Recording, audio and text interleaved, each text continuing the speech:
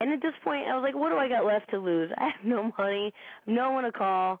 What the fuck? So I got in the car and I drove to his house, and he felt really bad for me. He also gave me $100. And his phone number. He's like, if you ever need anything while you're here, I'm always here for you. And I never called him until that girl made me call him and ask for those free tickets.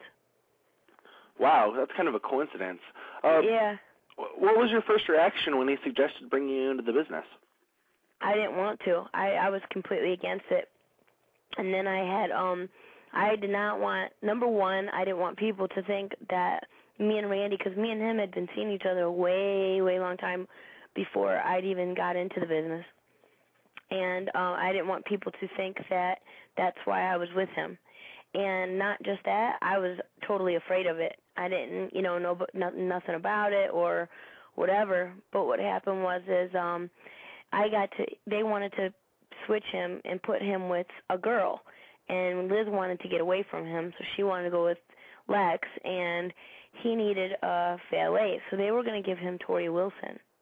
Well, I flew out to Venice with him, California, and I met her, and I was like, there is no way you are traveling with that girl 3 days a week by yourself alone in hotels and shit.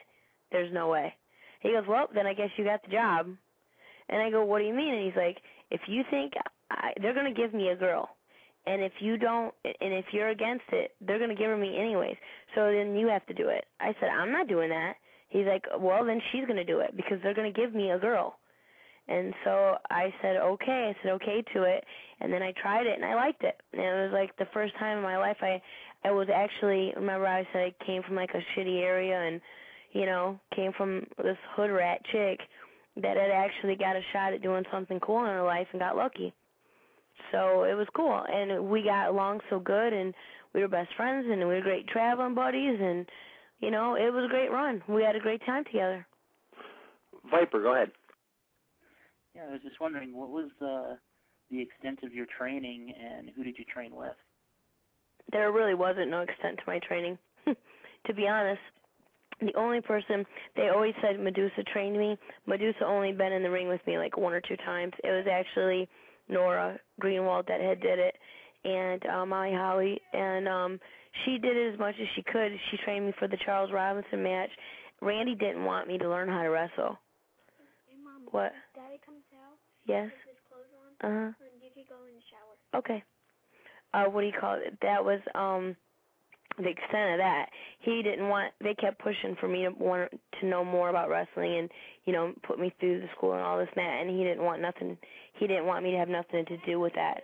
He would always tell me, once they get you like that, they're going to break all your bones, you're going to be all fucked up, you don't want to feel like I feel. He's like, if you can get away with being pretty and you be by me, then that's good, then they can all fuck off.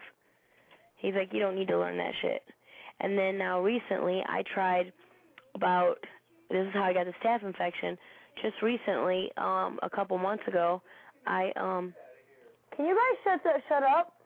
Sorry. Anyways, I forgot what I was saying now.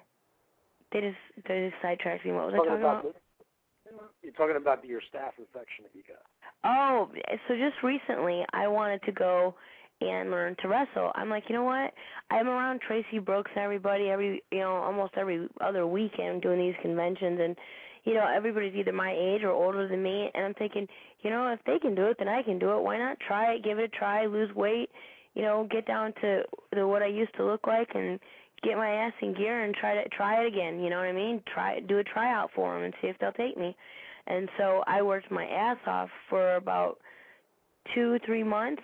I was going to New York every day, or every other day, or as much as I could, and training with a guy named Azriel, and then all of a sudden I don't feel good, and I had got mat burn on my elbow, and the next thing you know, I got like this golf ball size thing under my arm, and I'm thinking I had a spider bite. I didn't really think anything too much about it.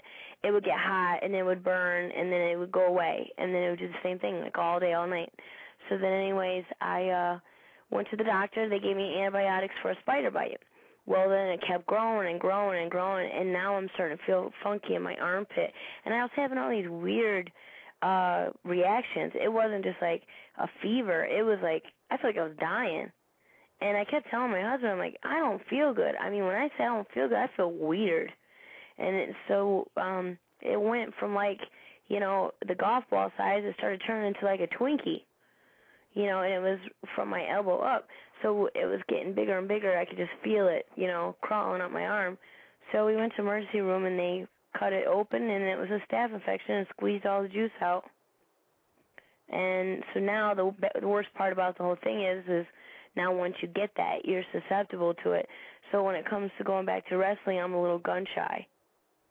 And it's just like I'm so afraid to die because I was in the hospital 5 days, and I saw God while I was there a couple times throughout that 5-day stint of being in that hospital. So ever since that's happened, Azrael keeps going, when are you going to come back and start training again? And in the back of my mind, I'm like, dude, I don't ever want to go back near a ring again. I don't know if I could. I want to interrupt you. I'm thinking maybe he didn't have his place that sanitary. Well, it wasn't his place. It was just, it could have been from anything. It could have also been we had found a baby kitten here. You can drink that if you want it. We found a baby kitten on the side of the road, and I could have had mat burn, and then the cat could have had it because the cat died. It was a baby kitten. And I don't know. It could have been anything, you know what I mean? But I don't know. I'm just scared now. Plus, I also kind of felt like I didn't know how long it was going to take me. I was learning quick, but I also was like, in the same time, I was like, I'm a little shy when it comes to, first of all, I can't talk on a microphone. I know I can't. That's why I never used to say anything, because I was afraid. I don't know what happens. It's like the camera turns on and my mouth just shuts right up. I can talk shit all day long anywhere else, but when that camera's on, I can't say a word. I'm terrible at it. There's no promo throwing for me. You froze up. You freeze up. I freeze Corey, up. Corey, I wanted to let you know that New Jack just tried to call me. Okay. But that's what happens. That's what happens to a lot of people. I said that happens to a lot of people. You shouldn't feel bad. I mean, I'm thinking, maybe it's time in my life. Then I got in a car accident with a deer, and I don't know what. My band's doing really well. We're getting ready to go record a new CD, so we're getting a lot of fans, and people are starting to figure out my husband has a new band, which he don't play for the Misfits anymore. He plays in Gorgeous Frankenstein. We have a new singer, and we have a new bass player. So things are starting to change for the band for the better. It's taken us forever to get it off. When you ain't got any money to do anything, it's almost impossible to get shit going, you know what I mean? So we're doing it little by little by little, and it's finally getting to where it's going. So we were hopefully going to be on tour this summer, but I don't see that happening now because the record isn't finished. So we'll see what happens as soon as that record gets finished. Then I'll know where I am. Oh, yeah, Yeah, you'll be on tour once the album's done. Absolutely. Yeah, and then we'll be all right. Then I won't be sitting here ball aching about not having any money. Plus, I've had a hard time with and then when I also started questioning wrestling was I had a stalker messing with me for since May, and he's still doing it. And it started out as he was booking me for shows, and then he just started getting obsessed with me, and then I didn't want him booking me anymore, and it's just turned into complete stalker, chaos, nonstop bullshit since May of last year, and I'm still fucking dealing with it. And it makes me sick because what he's doing is he'll go to promoters. It's been really hard for me to get booked because he'll go to promoters. I'll get you Tracy Brooks, SoCal Vale, and ODB, but you can't bring Gorgeous George. And I'll already be on the show, and they'll take me off the show. Wow, that's pretty messed up. And then you got these promoters that they're getting 3 free chicks because this dude's a fucking idiot, and of course they're gonna tell me I can't come. So my wrestling life lately since May has been terrible, and I've lost just the month of December. I lost $2,000 from him, and that was my kid's Christmas money. So you got these fucking mark pieces of shit that want to, help promote and this and that, and all they are is somebody that's trying to be attached to you as much as possible. It's disgusting. Us girls get it the worst, with shit like that. Gonna have to kick that dude's ass. Oh, he needs his ass kicked, for sure. He's probably listening to this radio interview right now. Wouldn't surprise me. That's okay. We're not accepting calls, so it's okay. No, if you were, I wish he'd get on here. Oh, okay. Well, shit. I'll invite him to call in. By a bunch of monkeys. Right. Oh. If anybody does have a question for Gorgeous George, you actually can call in, though, at 347-994-2320. Now talking, we're talking about WCW, and what was the politics like backstage when you first arrived? Everything is political, I'd say, with wrestling. It's all chicken, we're getting ready to go, okay? My daughters want me to go to Chuck E. Cheese, and I haven't gotten a shower yet. Oh. So we're working on that right now. Everything is political. It's who you know, who you're going out with, who they don't like, who sells the most, who's got the most charisma to make the most money. Everybody gets paid different, it's that type of thing. So, I don't know. It is all political to me. That's why another reason I think I have a hard time getting jobs is when me and Randy first broke up. I definitely think that there was some blackballing going around and around there on that. Mhm. What led to the breakup, if you don't mind my asking?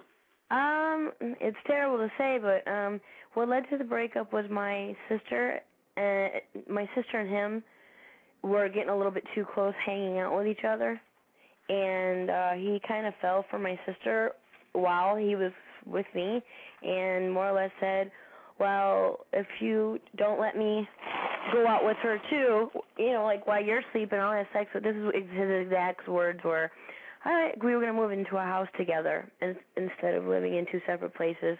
And I lived with him for a while, but I couldn't take it because he had OCD. So I got my own place.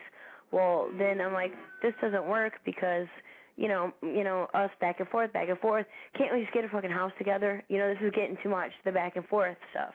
So anyways, we were looking at houses and we were going to get one. Well, when we went to buy the house, he comes over one night and he told me while I'm sleeping, he'll have sex with my sister, and while she's sleeping, he'll have sex with me. And I told him, get the fuck out of my house. I said, you know what, you come back when you're fucking sober, you fucking goofball. Well, the next day, he came back, and he was still bitching about the same fucking thing. So I said, you know what, stay out of my life. Stay away from us. Me and my sister called a moving company, packed our shit up, and moved right back to Chicago. Oh, wow. We actually have a caller on the line from the 815, if we can take the call, if that's okay. Okay, yeah. All right, caller, you're on the air with Gorgeous George.